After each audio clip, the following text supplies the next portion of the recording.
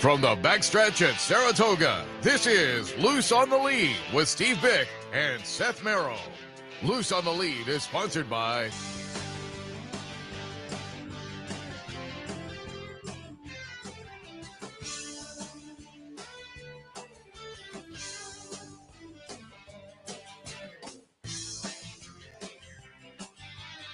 Good morning. Welcome to Loose on the Lead on this Sunday morning. A typical Sunday morning is myself and Steve Byk, but Steve was down at Monmouth this weekend, really the whole week with the radio show, midweek with the radio show covering the lead up to the Haskell, and then he was down there yesterday as well. So he said, I am going to get you an able co-host, and joined now by Kali Francois. She's, I would say, a fairly regular on with Steve on the radio show. And so Steve recommended Kali in town with Laurel on the sidelines. You recognize Kali from the paddock commentary, the pre-race commentary down at Laurel. And he said, I'll send Kali in. And I said, perfect. So good morning. Perfect for me too. It's been a while since I've been into Saratoga properly, and it's so good to be back here. Thanks for having me on the show, Seth. And of course, just what a day of racing that we had yesterday. It was good stuff. Before we get into some of that, for folks who don't know, let's get a little background from you. How'd you become a racing fan, and take us your racing path up to where you are now in front of the camera down the Laurel? Well, ironically enough, I didn't grow up a typical racing fan, but I became one by just full-blown immersion through this sport. So I actually I got my start through essentially the Chris McCarron program, and then I got sent over to Todd. Essentially, I'm kind of coming back home here to Saratoga because this is where I really got started with everything. So I've spent a couple of summers over here. I did the whole Florida Saratoga season, if you will, kind of that track circuit. Went on, started riding. Rode at Delaware. I popped over to Australia for a little bit, a little bit of time in Sydney. I was an apprentice for Gay Waterhouse for a little bit. Oh, wow. So previous to that, I grew up, I grew up in the Midwest. I grew up from a small town in Wisconsin. So just ended up finding my way through here to the racing industry. And, I grew up with, what the media portrayed back then, what racing was. And I got to tell you what, just experiencing you've got to, come in here and experience it. But man, I love the people. I love the sport, and just very, very happy to be here. So just by, proxy, I ended up, going the direction of being on camera. And I've been at Maryland for 4 years, being their host and analyst. So, and then here I am with you on the show at Saratoga. You would not think Wisconsin would be a breeding ground for horse racing, but you and was it Wayne Lucas and the Rice family? Yes. So Antigo for Wayne Lucas, and I think out west for the Rices as well. Wayne and the Rices were kind of in the same area. I was on it, so they were kind of in this area of Wisconsin. I grew up on the other side. I grew up right on Lake Michigan. So there's a river that separates the Upper Peninsula of Michigan and Wisconsin. I just happened to grow up on the Wisconsin side of it. And no, there was no racing whatsoever but started out in the breeding operation. So kind of got into it. The family, once I got into horses in general, my family, horses are in my blood. I got lucky, in my family wise by my aunt, because she's a proper cowgirl over there in Nebraska. So we ended up we started a breeding operation, started to get into thoroughbreds, and just kind of took over from there. Yeah. Talk a little bit about Australia, because if folks don't know, Gay Waterhouse is like the Todd Pletcher equivalent, maybe over there. We were lucky enough; she was in town 4 or 5 years ago, and Steve and I had her on Sunday morning when she was in town. It was fun to talk to her, but that had to be a fun experience just being in Australia. Talk a little bit about that. It was great. I specifically went there to ride barrier trials before I started riding races over here, and I will say I was she was ready to sign my ticket and have me stay over there in Australia as a rider. So, but I decided to come back to America. But the experience of Australia, it's again, like with anything in racing, a lot of it is different and a lot of it is the same as well. I think it's very interesting how they prep their 2-year-olds differently as opposed to how they do over here. So they get a lot of ground experience even before they run their first start, even before they run their official first start. They've probably run I want to say 3 unofficial races already by then. The structure is just so different, but at the same time, the horsemanship over there is pretty immaculate when you're talking about an individual by individual basis. I actually like that whole concept. They used to do it down at the fairgrounds. I love it. 2-year-olds before they started would have to have, a test race guy. And I think it made it a little bit easier a little less of a puzzle. And to some extent, the puzzle helps maybe the handicapping and the price sometimes. But I do like what they were doing down at fairgrounds. And so Australia is even a little more in that. Well, the closest thing I can, kind of compare it to is the Ellery trials over down there in the Carolinas. Yeah. So just to keep, that's kind of the general gist of it. And you use that to, essentially it also helps with the jockeys as well. Australia's got a great program for producing jockeys the right way. So you have to ride so many barrier trials well, even before you get your license. So I was very close to that point, but either way, just the progression that they have for both horse and rider over there, I think is something a lot of countries could learn from. Yeah. Interesting. You say working for Todd, so you're doing some exercise riding and that kind of thing. Yep. Yeah, so started that, got my jock's license. First race was over at Belmont, but majorly did most of my riding in the Mid-Atlantic. Very good. Yeah. All right, let's get into a little bit of yesterday and some thoughts on yesterday. I showed it because the topic came up on the handicapping show, but we'll show it again for anybody that wasn't here. First race yesterday, Jenna Antonucci had a very impressive first-time starter. And you can see her there in the background. I'm watching because I was sitting back here still working. So I'm watching the video signal, and you can see her there. And, she looks very nice. And you want to be nicely dressed for the winner's circle, but as a ball gown, it seemed a little overdressed for the winner's circle. And then I was walking over to the front side, and a couple people picked me up in the cart, Laura Samil and her mom, and they had been over to the racing museum where there was a charity fashion show. And so Jenna Antonucci was actually in the fashion show, left the runway, time for me, runway to winner's circle. So that's why she was wearing, the headpiece and whatnot. As I say, very attractive, but it seemed a little out of place for the winner's circle. But I thought the explanation was that's great. It's like, Seth, hey, I had one entered in the first. I got to go. Seth, I always say, if you're tired of style, you are tired of life. So that's who's to say that you can't win and look good doing it as well. That's the epitome of that. But let's talk a little bit about that horse really quickly. I not only obviously I love the outfit that Jenna wore, but I love the way she prepped this horse up for that first win on the 9th. If you go back to that work on the 9th of July, she got this horse in between horses, had this horse go in between and finish up well. I'm sure you saw that. Yeah.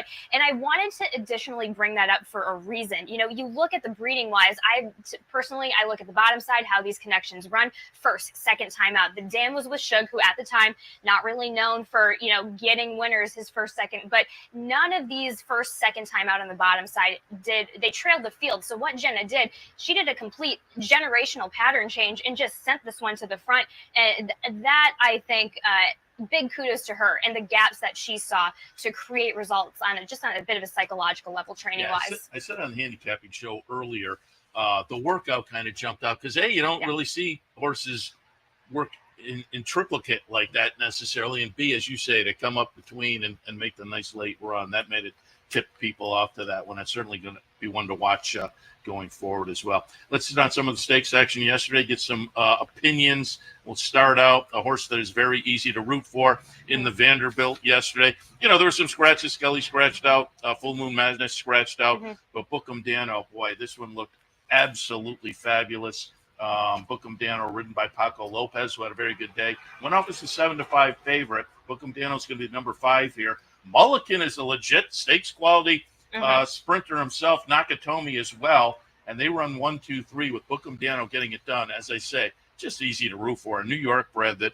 has well over a $1.5 million in the bank. And as was noted by Frank Miramati, 9 wins and 15 career starts. You win more than half of your starts. Yeah. This is a fun horse to root for. He's such an easy horse to root for as well, the connections as well. And honestly, at this distance and level, just quite frankly, toying with them. And I just want to talk about kind of the long journey of getting that horse back down to the 6 furlongs. Early on in his career, they had sights on this horse to be a miler. And really, the Cigar Mile last year at that distance had his biggest excuse. And sometimes when you take I'm just giving a big kudos to Derek, because when you take a horse, bring them back to basics, they show you a different season of themselves. And I think Derek was just running with that. And I think, sometimes people get caught up in, oh, this horse needs to be this kind of horse. No, you're bringing back to what the horse is giving you right now. And, I'm still revved up about his Bookham Dano's performance in the Churchill Downs in that grade 1 there, ran against Mindframe, Nisos, Vanishing. That could have been any of them. It was just a wire timing situation. So yeah, he was just frankly toying with them at this level, and rightfully so here. Last year was over in the Saudi Derby and just missed against Forever Young. And as you say, now they've kind of found the specialty for this one. Been fun to watch. I went in the winner's circle afterwards, caught up with Derek Ryan, and caught up with Paco Lopez, who had a good day yesterday, winning 2 of the stakes races, and just got a couple of brief comments. So we'll send it down to the control room and pull up that.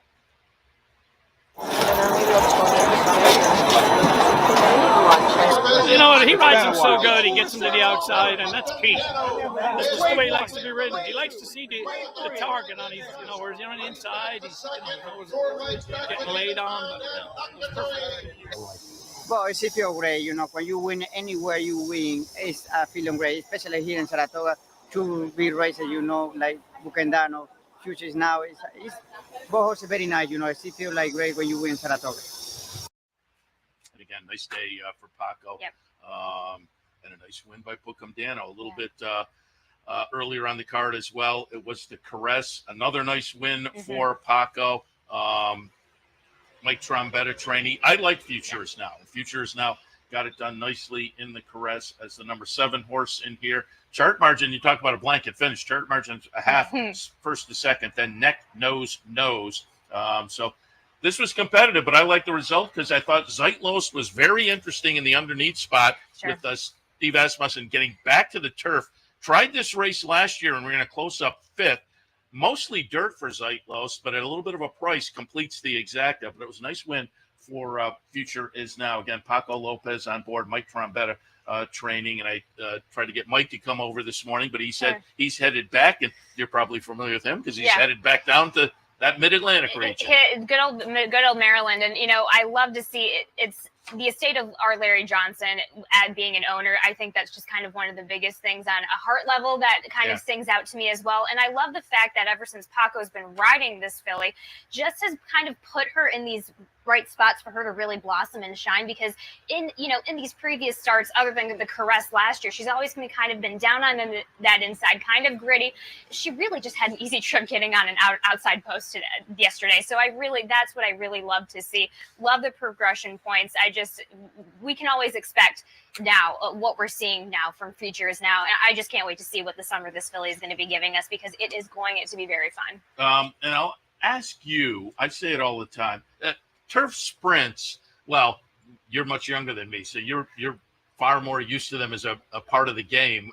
They really came into the game, though, later in my career, and at first they were a real puzzle. Now I like them because we have enough of a history to look at. But I think these turf sprint stakes, I think the horses that play in them are real specialists. They're specialists in their own way due to a couple of different reasons. Just because, honestly, when you're getting a horse that's so successful at sprinting, depending on the backbreeding and a couple of other factors, they can go other places as well. And then you're also talking about the fact that, and again, we're talking about Futures now. She's a filly. We love to see these gritty girls run, and I think that's kind of the biggest, and that's kind of what brings a lot of it out. When you're talking about turf, you're also talking about horses that aren't running all year round. They're getting breaks. They're coming in refreshed. They're coming in kind of ferocious a little bit. These ferocious fillies and mares, I mean, you gotta love them. But you get to see there's a bunch of different ways to win a turf sprint, and I think when you see a type like her, she's kind of a little bit difficult to win a race on, which is why as soon as Paco started getting on her, he kind of put her in this spot. She's a bit of a cruiser. She doesn't have this fantastic flashy turn of foot. She's all heart and she's all grit. So she's one where in the beginning of her career, you had to kind of place her right. But now, once you've gotten the confidence in them, it's amazing what you see with these, not only fillies and mares, but turf sprinters as well. The confidence that they just get out of these races is just so visible on the screen. And again, just so super fun to watch. And you mentioned Larry Johnson and Mike Trombetta. There was post race there was a group around and asking, and he got emotional, Rightfully talking so. about Larry. Rightfully so. Let's just go over and catch a couple at Monmouth, because obviously the big day yesterday. First, we'll take a look at the Molly pitcher, because randomized has been a player throughout the career for Chad Brown. Was a little bit of a dud in the Phipps here, Belmont Stakes weekend, finishing far back behind Darth Vader. Just missed against Raging Sea in the La Troyenne to start the season, but gets back on track yesterday in the Molly pitcher. Randomized again, the number 3, as is recognizable in the Klarovich Silks for Chad Brown. Flavian Pratt down at New Jersey yesterday. Again, randomized has been a nice runner. Another one of those, just about half of the career starts. This was win number 6 and start number 13 for randomized. Well, we were discussing a bit of a trip, and I'm going to be honest, I think this is a bit of a trip filly. There was just the slightest of gambles by Pratt early on, because her best winning is really just taking to the front by lengths, and he had every opportunity to do so in the beginning without losing too much horse, and he didn't. He kind of stuck in there. He was a little bit conservative going into that first turn, and it just opens up all of this pressure, which I don't think she's quite a fan of, but she's, she had to deal with that inside defensive pace position, which that's an angle I do think that she likes to an extent. I just think it helped her immensely before we saw the bit of that replay that she got a bit of a break around that final turn, and it just gave her kind of that individual space to kind of take a breath, which is why that outside horse, when that outside horse started flanking on her, she had that second win in her to keep going, Seth. Yeah, it was a nice performance there. We'll see what's up next for her. Chad Brown runner, been training up here, so we'll see what's up next for randomized. And finally, in this segment, let's take a look at the highlight of yesterday's action. I think across the country, the Haskell Grade 1 event for the 3-year-olds. In a 3-year-old division that I've said it all year long. Last year, I thought at this point, the 3-year-olds started to define themselves after a first half of the year where they were a little bit undefined. This year, I think they come in with certainly – Journalism, Baeza, and Sovereignty being solid. Yeah. And Journalism comes east to face a nice little field yesterday in the Haskell. Gosker coming off of that nice win, that nice run in the Preakness, where he got run down by Journalism. Journalism is the number 2 horse here and has to work for it again. He gets it done, but he always works. It was a nice performance, and again, being down in Maryland, you were there for that Preakness, which when that traffic jam happened on the turn, I thought the race is over. And Gosker halfway down the stretch, you're thinking it's all done. But Journalism runs him down. He does it again yesterday in the Haskell with a big late run. Again, he's one of those that are at the top of the class this year. We're hoping, keeping our fingers crossed off this race. Sovereignty next week in the Jim Dandy. Yep. I'm hoping for another matchup up here in the Travers. Super interesting race, I thought, on Journalism's part, because you mentioned the Preakness, and we talked about the transfer from the Preakness to the Belmont. I think there was a slight because of what happened in the Preakness, I think there was a slight overcorrection on Rispoli's part to kind of, and I'm not saying that Rispoli by any means acted too early in the race, but he made himself an easy target for Sovereignty. Watching Journalism break from the gates yesterday, I could tell, not only could I tell from Umberto, but I could just kind of see it. He kind of wasn't digging into the ground well enough. And I think Umberto kind of took Umberto a little bit out of the race in a good way, where he just had to focus on his horse. And he did this wide trip, and it was kind of plugging along there, but it made Umberto be like, kind of just put in this really measured ride, which is honestly, I think after the, not drama from the last 2 races, but I think that's the kind of thing that Journalism might have needed as well, trip-wise. As I say, it sets things up nicely for going forward, hopefully up here. Next weekend, we'll see Jim Dandy up here, and hopefully it all plays out to a big Travers this year. All right, we'll take a break. And when we come back, Keri Brion is in the green room. She has 3 coming up on Wednesday in the jump race, a grade 1 jump race, the Smithwick. We'll talk about some of her flat runners as well and more a little bit later on. George Abreu, who won the Coaching Club American Oaks yesterday. Big performance from Scottish Lassie. We'll talk about that as well. All of that when Loose on the Lead continues. Stay tuned. Sometimes it pays to go with the flow, to check your worries at the door, to reconnect with your crew, to follow the thrills and the flavor, to roll with it and see where it takes you. to enjoy every minute to its fullest, and to dance like there's no tomorrow. You can do that here at Rivers Casino and Resort Schenectady, where the good times flow. For centuries, the bond between horse and human has been forged in trust and hands-on care. Thoroughbred racing is combining that tradition with cutting-edge technology to raise our standards even higher. New investments in wearable biometrics, advanced imaging, and AI help optimize our safety programs. That opening quarter mile was a quick one. Every day, a commitment to improving their care. So win or lose, it's safety that runs first. To learn more, visit safetyrunsfirst.com.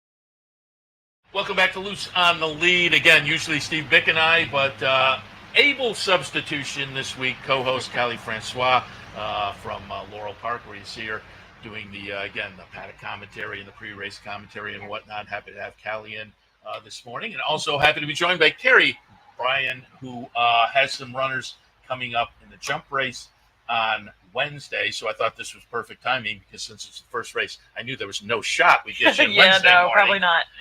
So we'll talk a little bit about the Wednesday races. You've got some flat runners as well. Good morning. Good morning. Thanks for having me. And again, we've had you on before and you've covered this, but I always think we get new fans up at Saratoga who are kind of just getting into the game. And so give us your background. How'd you get into the game and get to where you are now? Yes, started actually when I think I was 10 years old with running Betsy Houghton of Silmar Farm in Kirkwood, Pennsylvania. And then obviously longtime assistant for Jonathan Shepard, 11 years. That's really where I got really going. And when he retired, owner stayed with me, and the rest is history. Here I am on your show. And I'm sure I've told you, everybody in the audience knows I was a huge Jonathan Shepard fan. I used to love when he'd run in the Mid-Atlantic with some horses, and they'd run third or fourth, and they'd come up here and pop it up. Yeah. And he was a guy whose career was both. I mean, he was legendary on the steeplechase side of things, but then again, on the flat side, he had runners that were legendary in their own right, and you've kind of morphed into that as well, steeplechase and more on the flat side also. Yeah. I mean, that's what for 11 years, that's what I did with him. When I started for him, I didn't even really know about jump racing. He's the one that got me into jump racing. Flat was actually my thing starting for him. And, I was fortunate enough to be around Informed Decision, Forever Together, those types of horses. And, as we moved forward and now I'm moving forward in my career, I just had really good jumpers to start with, and I still do, which is great. The Mean Queen. Yeah, I mean, the Mean Queen started my career, and she really, gave me a name up here. Even if it was jump racing, people knew who I was, and forever grateful for that. But now I'm really focused on trying to build up my flat stable, obviously keeping my good jumpers in the barn, and it's something I'll always love. And I'm sure as long as it's going, I'll have jumpers, but, really starting to focus on the flat horses. Well, let's just start the conversation out with the flat horse, because you have one in today. I always like to talk a little bit about the runners on the day, and in the sixth race today, you have Mr. Tonic. I pulled up a replay going back to May 17th. It was the seasonal debut, a nice win down at Belmont at Aqueduct, followed it up with a second-place finish this afternoon. Will be the third start back. Give us some thoughts coming in this afternoon in the 6th with Mr. Tonic. I mean, I never want to be too confident, but I love him. He was really unfortunate last time out. He was just the 10-hole breaking out of the chute at Aqueduct, and it's he never breaks great. That's just him. He always comes running. I mean, he took the longest way around. It was just a bad trip, not his fault, not Hobby's fault, just, luck of the draw, 10-hole, tough trip, still came running, almost got it done. I suspect short field today, better post position, changing it up with Pratt on board. He's doing really well. He's a progressive horse that I'm really excited about. As handicappers, we always talk about the third start back. As a trainer, do you believe in that? I don't really. Okay. For me, I mean, I've gotten horses ready that have won off a 2-year layoff. So, but look, there's something to be said for horses that they're running now.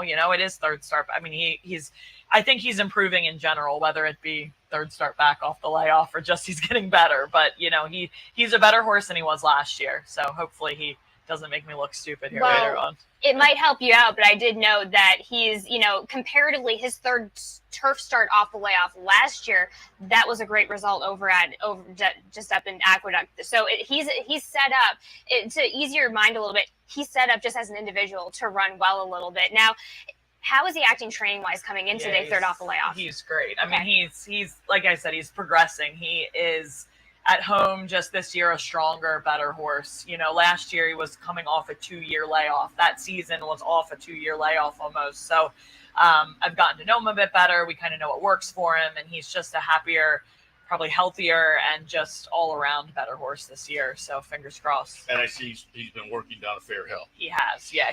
I keep him at Fair Hill. He's been here for a couple days. He's great. He settled in great, but there's just so much we can do. He seems to really flourish at Fair Hill and is doing well. So I keep some of these horses so when like you sat that. down, you said you're headed down there, in fact. Yeah.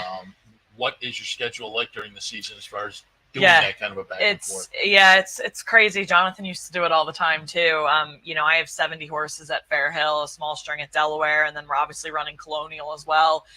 It's a lot of traveling, a lot of pieces put together. I have a great team, thank God. But I try to be here for the runners, and then when I have a couple days, I think the next runners are Wednesday, so I'll go home today after Tonic runs and be there for 2 days. We have workers plans, and I'll come back up Tuesday evening and be here for Wednesday. You mentioned Colonial. I'd like to hear out from the trainer perspective, because Colonial, I love steeplechase racing. I had Bill Gallo in the other day, and we have the Clancy's in on Wednesdays to talk some steeplechase. I've always loved it. I think it's a great part of Saratoga. But boy, Colonial this year with the 3 races on Thursday, start at 10:45. As I understand it, they have a jump pick 3, so a lot of fun. But I'm guessing, Wednesdays are jump races up here, Thursday down there. So do you go back and forth? Because I'm guessing the jockeys definitely are like hopping in the car right after the race finishes. Yeah, look, we really appreciate the opportunity, so I don't want to say anything bad about it, because we love having the races and the purse money is great, but it is hard. It is hard. The riders can't really get flights because so many times the flights get canceled or post, you can't chance it really. So they basically get in their car after the first, they drive home after the jump race here, wake up really early in the morning and drive the rest of the way to Colonial. The early start, look, it's great in the sense it's not too hot yet. All of that is good, but the logistics of a 10:45 start, the horses get Lasix at 6:30, which is, I never thought of that. Yeah, like it is just logistically a nightmare, to be honest. It's very hard. I think we're all making the most of it. We put on some really good shows, and unfortunately, 2 weeks ago we got down there and they canceled for the weather. But that's things we can't control. Nobody can control. It just happens. But no, it's like it is difficult. It's going to be a long summer. But like I said, the opportunity is there. It's great money. We're happy to be there. It's just. Yeah, we'll be tired by the end of the summer. I think of that every Wednesday after the jump races run up here, I think, oh, those guys are And probably running out to their car. I am actually really fortunate because I'm set up as a stable, obviously, with all my flat horses. I have an assistant that can go down there. We have stalls. I'm not stabled there full time. We kind of ship the runners in and run through the week. I send one of my assistants down for the week. We kind of do it that way. But luckily, I'm set up like that. But what about, our trainers that only have 15 jump horses, and that's what they do? I mean, they're literally coming from here on Wednesday and driving down to Colonial and doing it. It's hard, We just get a private plane for everybody. I mean, that's what we need. That's the solution. That is the solution. That's the solution. The Seth, jump jet. Yes, the jump jet. That's perfect. Seth, I forgot to ask you a question. How does it feel having the ladies on the set here this morning on the show? I'm all for it. It's an upgrade from Byk. I'm going to tell him not to watch the show now. Yeah, right. I won't hear the end of that one. Let's get to, again, the jump race coming up on Wednesday. It is the Smithwick, a grade 1 event up here, one of a couple. The aptly named Jonathan Shepard comes up a little bit later on. Yeah. I'm going to go back to last year's Smithwick, and I'm just looking here. It's actually 2 years ago with Historic Heart. Historic Heart is going to finish second behind Belfast Banner. Again, in the Smithwick a couple of years ago, 2023. I asked about your 3 runners. They're all set to go, but give us some thoughts on Historic Heart coming into Wednesday. Yeah, he's a good horse. He's had some setbacks, nothing. He actually hasn't had any real serious injuries. It's just the timing of his little injuries he's had have just set him back to where we had to give him more time just with the calendar. It wasn't necessarily anything, real shocking. He's finally right. We had just a clerical issue with entering him in the first grade 1 during the Belmont at Saratoga. He had completed a race. Sorry, he hadn't completed a race. He lost his rider in his prep race. Two from him. It was an apprentice race. Just a little mistake he made. He kind of drove out at lost rider. It was really no big deal. We got exactly what we wanted out of the race. He had a nice prep. He literally galloped home. We caught him right at the wire. It was totally fine. Everything was good. But because he did not finish, it looked like he hadn't actually finished the race in 2 years. So he needed to get off the list up here. It's a little bit tricky because the jumpers aren't under HISA. So it's kind of a gray area that everybody's trying to navigate, to do the right thing. So long story short, he had to work off the list, which was fine. He did that no problem, but that's why he wasn't entered. He was ready to go for the assignments stake during the festival. So he's been working up to this. But he has been ready. He did have the run in April. Obviously, it's been a while now, but he's ready to go. And obviously, Danny Mullins comes in from Ireland, to ride him. I'm not running him because I think he needs one. All right. We like him. You trained over in Ireland for a while. Yeah, right? I did. Actually, the way it worked out, I started my career there because Jonathan, he was retired by his wife. And when that happened, he relinquished his temporary license over there was based on his American license. So when he retired, technically he didn't have an American license anymore. So luckily I had my trainer's license here and I was able to take out the temporary license. So my first runners were actually in Ireland, funny enough. Fun. Yeah. I'd love to get over there. Pretty cool. Yeah, it's pretty cool. Well, you guys have both been world travelers, a little Australia, a little Ireland, a couple of places I'd definitely like to go to. Yeah. Speaking of the Shepherd, we'll go back to last year's grade 1 Shepherd. It'll be Jimmy P getting it done in the Shepherd last year. Again, a grade 1 event up here, and we'll run it again this year a little bit later in the season. But again, Jimmy P off the win last year in the Shepherd has shown an affinity for the track. And I'll ask you, talk a little bit about Jimmy P, but also as I'm handicapping jumpers up here, I always like to see some experience on an actual racetrack as opposed to some of the meets. Yeah, so that's it. You can't. This horse loves Saratoga. I have never met a horse that just loves summer racing, and that is him. As a jumper, it's so funny to see it. But for sure, you can have really good hunt meet horses, and for instance, China Beach ran huge the other day, but he really was shining at the stamina testing type tracks, and he still ran a big race yesterday. But if you looked on flat form, Blue Creek is stakes placed on the flat. And I was really confident into the race because of that. I'm looking at flat form, this horse should pick them all up. Without the last fence anymore, it changes the dynamic up here. And they definitely need to have some sort of flat form. The strict hunt meet type races don't always. Now look, the really good horses can do both for sure. But Jimmy always runs lackluster in the spring. He's just not really a spring horse. He runs okay, but he actually ran a really good race at the Iroquois going 3 miles. It was a little bit of a disaster at the second last. There was a faller and it brought a couple horses down, but regardless, he actually got impeded and he still ran on and he finished 4th behind 3 horses that aren't in this race, and they're the 3 best horses in America. So he loves Saratoga. He's been working great. Their last work together, you really couldn't separate them, but Stephen was very, very happy, him and his Storkart. You got to be excited about him up here, I would say. Yeah. Well, I noticed with Jimmy P, he kind of is used. I've seen him on other trips where he's used to a little bit of drama, a little bit of adversity, and likes it. He kind of thrives on it. Yeah, he likes it. He likes to be. We've actually added blinkers this year for nothing more than just to keep him kind of like engaged. Yep. But he loves to fight. He loves to be down on the inside. He doesn't mind if horses bump him. And he almost, I mean, it was a little bit of, the Shepherd was a little bit like that when he won. Horses were stopping in front of him. He kind of had to get out, and like he just exploded once he was out. I noticed that. Yeah, so, yeah. No, he likes it.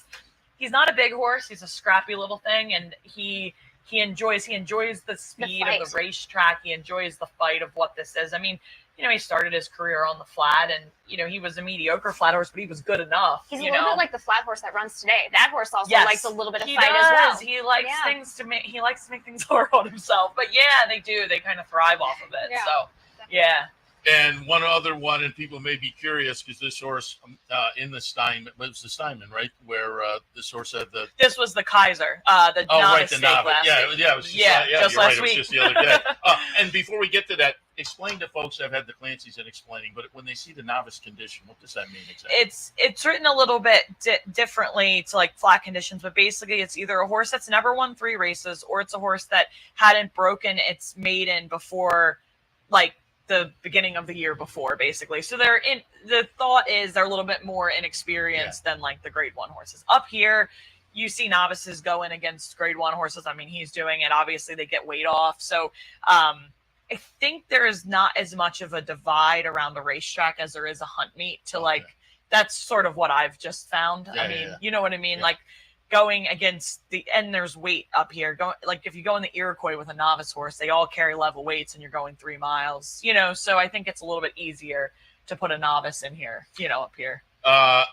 Let's take a look at Kitten Around again. Racetrack performance down at Colonial last year. A nice win for Kitten Around. Talk about Kitten Around today, but also, again, had the mishap last week, and just update us there. Yeah, just listen, his saddle just slipped last week. I don't really know. I tacked him up. He stood great. I don't know really the whole issue, but we'll get the tack sorted this week for sure. You put the breastplate on? Yeah, it slipped forward. It didn't slip back. It was really strange. But anyway, he jumped 2 fences beautifully, and Freddie said he felt great. The first whatever it was, half a mile, 5/8 of a mile, but he's absolutely fine. He's up here. I have stalls here, so we haven't taken him home, and seems good. And I was like, I mean, what do you do? He's here. He's good. He's off a year layoff. He did a small tendon. He's coming back off that. He's been great. I mean, honestly, his flat form, he romped at Colonial. It was really impressive. And he was the favorite for the novice stake last year coming up here when he had injured himself. So why not? I mean, he gets a really nice lightweight. He gets almost like 15 or 14 pounds off Jimmy P. I mean, I think he belongs. I'm not saying he's going to go win it, but it's jump racing. Anything can happen. Yeah, and you mentioned the weights. I've said it a number of times.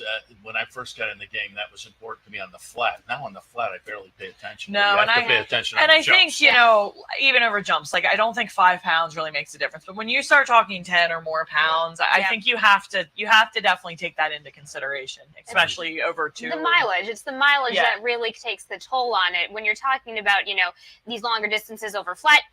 1 mile and 16, 1.25 miles. Honestly, that's not much for these. But for these type of, for these different types of athletes, it's a whole. You're talking 2 miles. That takes a lot out of them, especially if stuff happens in the middle of the race. Well, that's it, and they have to settle, and you got to get them as switched off as you can, and there's so much that goes into it. And I always say it's not so much about the weight that they carry, but it's the weight that others aren't carrying. Yeah, yeah. So, like using Jimmy P, for example, who's one of the top rated horses. I don't worry about him carrying 56 or 58, whatever he's carrying, but you worry about kitting around at 142 to come to him. Because when they're coming home, it's like, that's a lot of weight difference, for a half-mile sprint home. So, like I say, on the flat side, that was what you looked. You looked at the gap, and the Forgo giving away 30 pounds one year, and it was kind of incredible. But these days on the jump side, you have to pay attention, certainly a little bit. Let's go out to Wednesday, get back to the flat side of things. The 9th race on Wednesday, it's going to be the commish. We're going to take a look at a race, Belmont at Aqueduct, at the end of June. Mayburn will be the winner. Ori runs second. Well, I think it's come back and won or was right there. Yeah. And the commish runs third in here. What do you expect Wednesday from the commish? Yeah, love him too. I mean, obviously, this was a maiden 50. It was going 6 furlongs off a year layoff. He went fast on the front end, very fast. And he hung in there well, in fairness to him. Where in the New York bred allowance, he was excluded from the maiden 50, which is fine.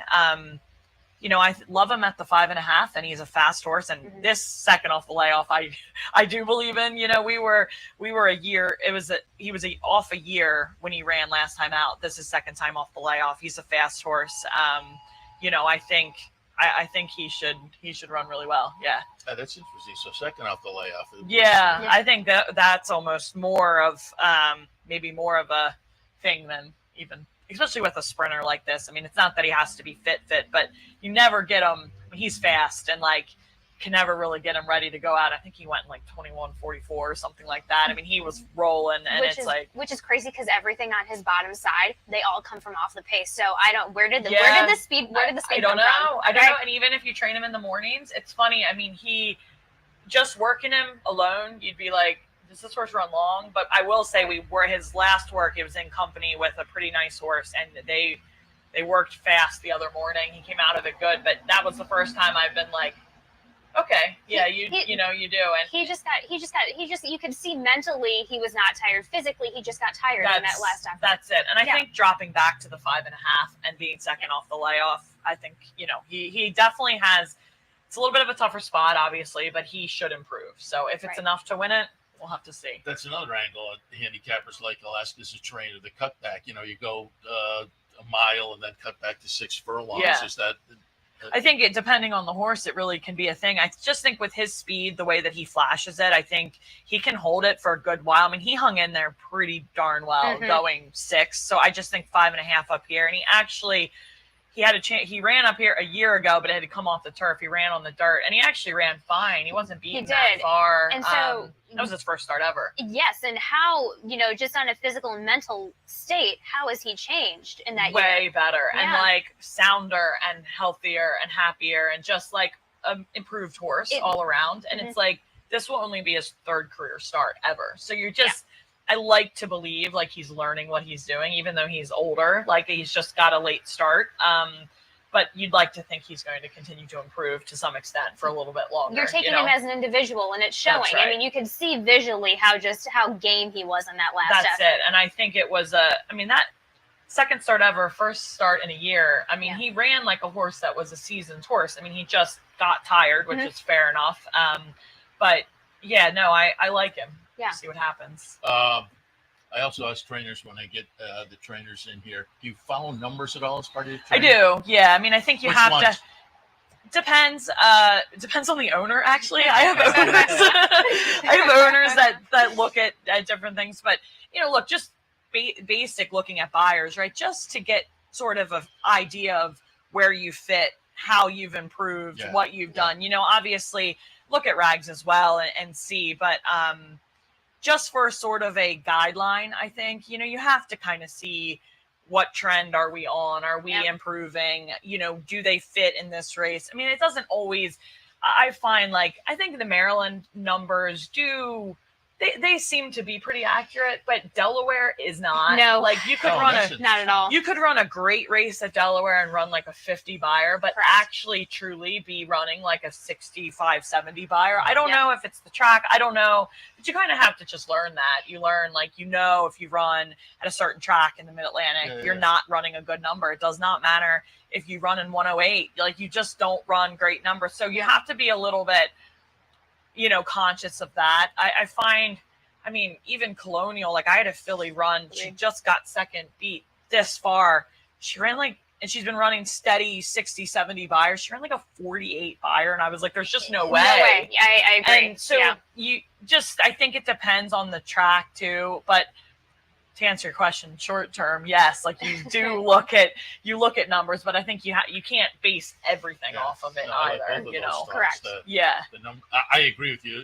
Some of the kind of C circuit tracks, I'm always a little bit leery on the numbers. I feel like Maryland is pretty good. Like there's some consistency there for sure.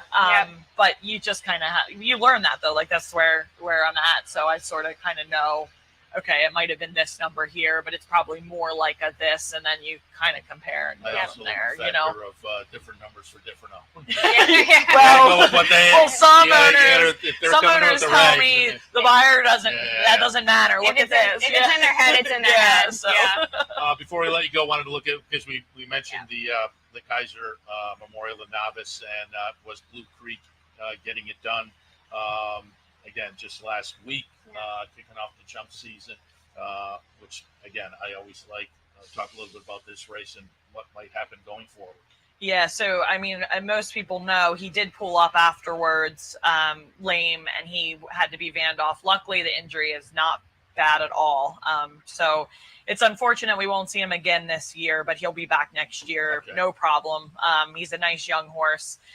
Unfortunate. I mean, he ran so hard, so good. He's been really special. I picked him out as a yearling for Patrick Lewis. Nice. And and if you look at his breeding, you're like, why did you pick him out? But there's something about him physically. He was just the right type. And we were looking for a horse to maybe run on the flat and then run over jumps later on in life. And that fits with him because you watch his style. You've been able to throw a couple different styles at him in his races. He doesn't care. The biggest thing was, he broke his maiden at Colonial as a 2-year-old, which was great. And then he was stake placed twice as a 2-year-old, which was awesome. And then he kind of lost interest his 3-year-old year. Forrest Boyce rode him for me. And there was a race at Delaware where he literally backed himself out of it like 40 lengths. Like he was like last by 40 lengths. And he did come running, but like finished fifth. He came running, which was impressive, but he obviously wasn't going to get there. And she was like, I just don't think he's enjoying this anymore. So I just stopped on him. Got him ready for the first 3-year-old hurdle race at Shawan. And it was funny. My jockey said, Steven was like, it was funny. The minute they needed to start running, you could feel him be like, do I want to do this? And he jumped another hurdle and was like, I do want to do this. And he went on and he won. And he's been, awesome since then. Absolutely awesome since then. And, unfortunate to not have him for the rest of the year. I think we probably would have gone to the Shepherd with him into the grade 1. I think he's a really, really good horse. Next year. But next year, he's only 4-5 now. He's still he'll 5 next year. He's still a baby. Jumper. That really is. Yeah, he's like I was saying to the vets, this is like a 2-year-old, and in flat horse terms. So. And just for people familiar, because you mentioned it a couple minutes ago, and we've mentioned it when we talked about the jump races before. There used to be another jump in the stretch, and that last turn going home, they've taken that last jump out, which really does make it kind of a unique situation when horses come up here because it's really a sprint to the finish. It changes the dynamic completely. I mean, that just goes to show you how good a horse like the Mean Queen was, because she could just do both and she was that good. But honestly, most of the time, like the really good stamina staying type jumpers don't do. I mean, it's why you're not seeing even a Bond, which is really funny because he was a flat horse, but he has really taken to our hunt meet stamina type tracks. And like he didn't run well here last year, kind of got nervous and whatnot. And Kate, which made the total correct decision, is not running him up here this summer, and he will get ready to run at Far Hills this fall. And it's like horses like that. It's very rare. I mean, Snap Decision, another, just how good is he? Because he won up here and he's won, at all of our other tracks too. But for the most part, I mean, I think Blue Creek is one of those that is, can do both, which he was just second at Nashville, and he's a progressive type. He's young still, but for the most part, it's a different type of horse that wins up here to what goes and wins at Iroquois. And I'll let you, I'm assuming maybe both of you have been at these kind of meets, but Far Hills I want to get down to. You have to. No, I've never been. You both need to. I mean, it all of those. They look at, and for folks who aren't familiar, it's really a day at the races, and a lot of these days benefit local charities wherever they are around the country. They're in Nashville, they're at Far Hills in New Jersey. There are these meets all over the place, but I look at Far Hills and see the crowd. And the last couple of years, it's been on the Fox show. It's a great day of racing. It's awesome. Fun, I recommend it to anybody that just wants to come see real jump racing. Not saying this isn't real jump racing, but that's just a real day of steeplechase racing for sure. And like I say, there's not just the tailgating; it's like an upgrade. Yes, exactly. Fancy tailgating. Fancy tailgating. Keri, appreciate the visit, and as I say, wanted to get you in to talk a little bit about Wednesday because, as I say, with the first race, we would not get you in on Wednesday. I'm sure you're very, very busy. Yes. But we wish you a lot of good luck here. The jump meet down at Colonial, the jump races down there, and as they progress around later on, but also on the flat side of things where, we hit on a couple of flat runners coming up, including Mr. Tonic this afternoon. And so wish you good luck there as well. As I say, I was a big fan of your mentor who did well both areas, and you're filling in very well for him. Thank you. Yeah, thanks for having me. All right, Keri Brion. We'll take a break. When we come back, we will wrap it up here on Loose on the Lead on a Sunday. Stay tuned.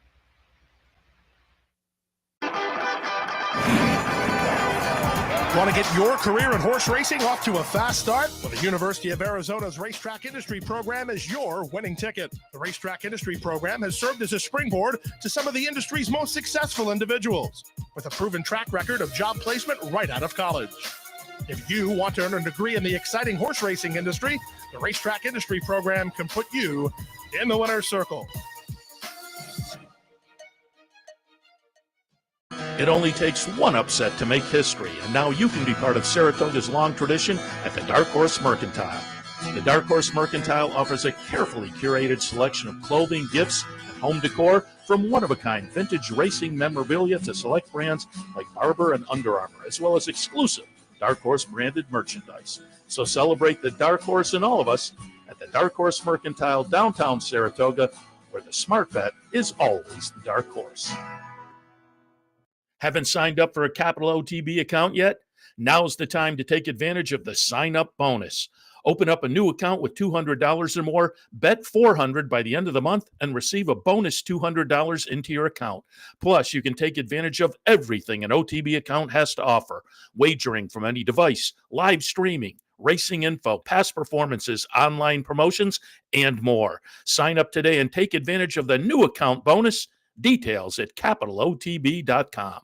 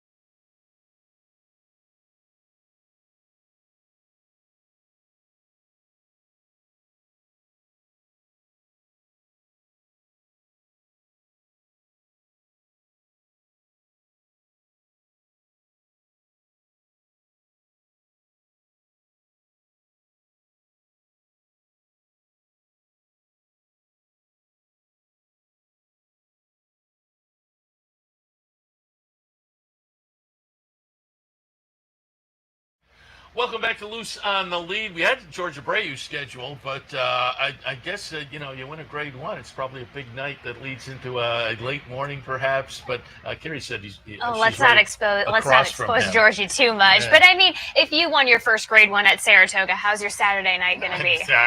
And I said to you, it's on our Sunday morning show. That can be an occurrence. It's okay. Georgie can make it up to us later on down the road. Yeah, we'll get him on, definitely. Because I talked to him earlier in the meet as well. Said we're going to get you on, and he was he was gung ho for that. But we'll definitely get him plugged in because that was absolutely a nice win yesterday.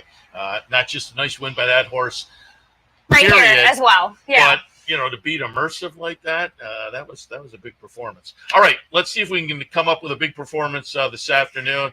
We just had a couple of minutes left, but I thought maybe we'd take a look at the feature today, the Honorable Miss Grade 2 event. A couple $100,000 for the fillies and mares going 6. I have Scylla on top. I'm kind of logical. I said I do a stat of the day every day in the Times Union, the Albany newspaper. And the stat I pulled up today was in 4 of the last 5 runnings of this race, excluding the pandemic year when it was in September. But 4 of the last 5 runnings, the late July date, the winner came out of a win in the previous start. 3 of those were stakes races. Okay. So I'm going against the trend here with Scylla, but I just thought in the 3rd start back off the numbers she's fired so far, interesting. Our Disaster for Rich Abel and company with Safi Joseph trainee, I think could be a little bit intriguing. And Stryker has Dial C Bick play of the day. Yeah. Also in my mix. What did you say in the Honorable Miss? I'm going to give you a little bit of a price underneath. Now, she's going to have to run her best numbers to be able to win this race, but I do think she belongs in entering here, and that's Carmelina just on the outside of your number 4 and the number 5 for Butch Reed. This one also coming out of a win, out of a stake. So where you're going away from your stat, I'm kind of leaning into your stat a little bit there. Yeah. So and this is one that I've seen over the course of the Mid-Atlantic circuit, and I'm not just picking her because she's from the Mid-Atlantic, but the fact that she's coming in, I've seen her at the top of her game, and I've seen her not at the top of her game. With what I've seen in those runs, in these past 2 runs, she's at the top of the game. She's going to be coming in guns blazing. Butch Reed is not going to be messing around, bringing something up to Saratoga, and he's 5 for 21, third off of the layoff as of late, so you have to just kind of trust in that a little bit. She's worked over the course, as you saw in that last work on July 31st. So she's comfortable. She's going to be comfortable on this track. So kind of forget the prioress a little bit when she ran here last time out. She's a bit of a different individual today. Yeah, Butch is usually well met when he comes up here. Yeah. So a little bit of a price Lisa has on board. I think that one is intriguing. Yeah. Before we wrap it up, I had in my notes, or in my head anyway, I didn't make a note, but I had a bullet point in my head. Same thing. I wanted to ask you, you're on the Maryland circuit. And so this year, I'll ask if you had the same mindset. What's this question going to be? Like forever, people are like, the Preakness comes around and the media people and fans, but it's not like, oh, Pimlico. Oh, they have to refurb this. Oh, Pimlico. And then this year is the last year, and you read the tweets, and it's like, I'm going to miss Pimlico. I'm going to miss the old Pimlico. So I'll get your take. Everybody got understandably kind of sentimental. I'm one of the people not in that sentimental group. I cannot wait for the future of what Maryland racing will have for Pimlico in the new Pimlico. We're going to have a new Old Hilltop, and I can't wait to see that version of it because, as you mentioned, it makes me, and it does, it kind of irked me when you have all of the Twitter heroes kind of, dogging on Old Hilltop for rightful reasons. Yeah. And then the last year they have it, they get sentimental. Well, I will let them be in their sentimentality. I will just wait until we get the new Pimlico rolling up. As I say, I found it, I got it. People who've been there for a long time, but everybody's like, oh, Pimlico. And then it's like, hey, we're getting a new Pimlico. What? I remember all my memories are. Don't give me that sympathy. Don't look for sympathy from me when it comes to Pimlico because you're not going to get it. I also laughed. A lot of media people, because they had to use the elevator, had pictures of the elevator the last couple of years with the out of order sign. Never works. Nope. And next year at Laurel, I've only been to Laurel once, but I like Laurel. I think it's a nice facility. So I'm kind of sad that will disappear. But I think a new Pimlico will maybe make up for that a little bit. And I'm also envious of you. You get to work all the time with our friend Dave Rodman. We have Dave on the show. Dave spent a lot of time up here. Maybe 4 or 5 years ago. That was a lot of fun. Frank Vespi from the Racing Biz. We check in with him. For the Maryland racing as well. John Piasek does some handicapping. There we have it, the man John. Yeah. So, you get to see some of those faces regularly, so I'm a little bit envious. But as I say, nice racing. And I'll plug those guys in a lot of times because down at Laurel, the winter time has a nice little stakes program. About every 3 weeks, there's a nice stakes Saturday. Yeah. We keep it zippy in the winter. We try and heat it up a little bit in the winter, but yeah, Laurel, when you come to Laurel, there will be a touch of Pimlico to Laurel, and you'll understand that when you get there. But in the recent redevelopments that they've done for it in these past 7-8 years, it's a nice little niche track to just kind of sit and relax at. So yeah, that's how the Laurel vibe has been lately. Yeah. Super relaxed since we're not having racing in the summertime, but yeah, fun. We're gonna have some fun back in the fall. Yeah, it's a different schedule this year. Yeah. And when do you guys come back? I believe that first weekend of September. Oh, okay. Yeah. The things kind of have shifted a little bit. Right after Labor Day. So as soon as you're done with Saratoga here, just come right on down to Laurel. Bingo, bango, bongo. I like it. Kali, really appreciate your stepping in again. Kali Francois. She's again a regular with Byk, semi-regular. We would call it a semi-regular. Sure, yeah. And so when he said I'm going to be out of town, knowing you are off because Laurel is off, he said I'll have Kali come in, and I said thumbs up, and I think it's been fun. Have you had fun? Absolutely, it's been a blast here. You make a fun show. We try the best we can, because that's what it's all about. Exactly. Saratoga is about fun. That's 100% it, which is why I was so excited to get back up here. And I'll reiterate, we talked on the handicapping show. Right now, it's great. I mean, the humidity's come back a little bit, but it's not anywhere near what it was 3 or 4 days ago. It's a little bit more than yesterday or the day before, but I think it's very comfortable. It's overcast. If it holds like this all day long, I think another great day of racing. I agree. I think, we had the humidity. We probably coming up from Maryland. That's where that's where you get all the humidity. It comes up from Maryland. So sorry about that. But now that it's cleared up, this is probably one of the more weather pleasurable couple days, time that I've had at Saratoga. Yeah, no question about it. Kali, appreciate it. Seth, appreciate it right back. All right. We're going to wrap it up for Loose on the Lead on this Sunday morning. Again, send the best down to Steve, Byk, and Tina. Hopefully they travel back safely. Yep. I think they're coming back. Sometimes he'll hang around the venue for a couple of days for post-race radio, but I think he was likely headed back. But he'll be back in next Sunday morning. And regardless of whether he's here or not, check the radio show for recaps of all the stakes action over the past few days, going back to Friday up here and clearly down at Monmouth yesterday as well. I am hopping in the car right after this and heading to the beach in Maine for a couple of days. But we'll be back on Wednesday, as we normally are. Wednesday morning, 9 o'clock. And I will say, I have talked about going to Maine so much and going to the beach because we used to have a family house there. Yeah. On the front side, people walk by that I don't even know, and they're like, hey, you been to Maine yet? So this year, it's like, yes, I am going and sitting on the beach and eating some fried clams. Looking forward to it. But again, back Wednesday morning. Handicappers report at 9 a.m. Racing across America at 10 a.m. We'll see you Wednesday.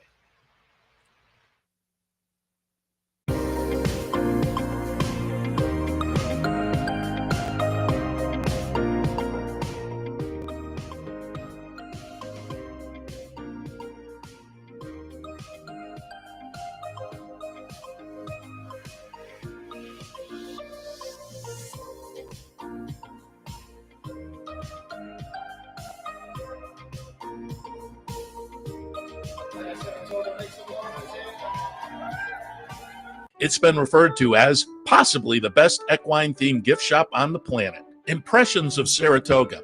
Impressions of Saratoga, celebrating the Saratoga and equestrian lifestyles. It's your #1 choice for Saratoga souvenirs, apparel, and gift shopping. We have gifts for the entire family, and we're pet-friendly too. Visit us online at impressionssaratoga.com or come on down. Impressions of Saratoga, 368 Broadway, downtown Saratoga. You like free money? Well, Capital OTB gives its players plenty of opportunities to cash in. At Capital OTB, there are so many ways for horse players to receive bonus dollars by simply participating in promotions such as our bankrolls, bounty bets, online handicapping contests, and much, much more. Plus, with Capital OTB's Player Rewards program, you get actual cash back. So what are you waiting for? Log on today at CapitalOTB.com or CapitalOTBBet.com and claim your free money. From the backstretch at Saratoga, this is Loose on the Lead with Steve Byk and Seth Merrow. Loose on the Lead is sponsored by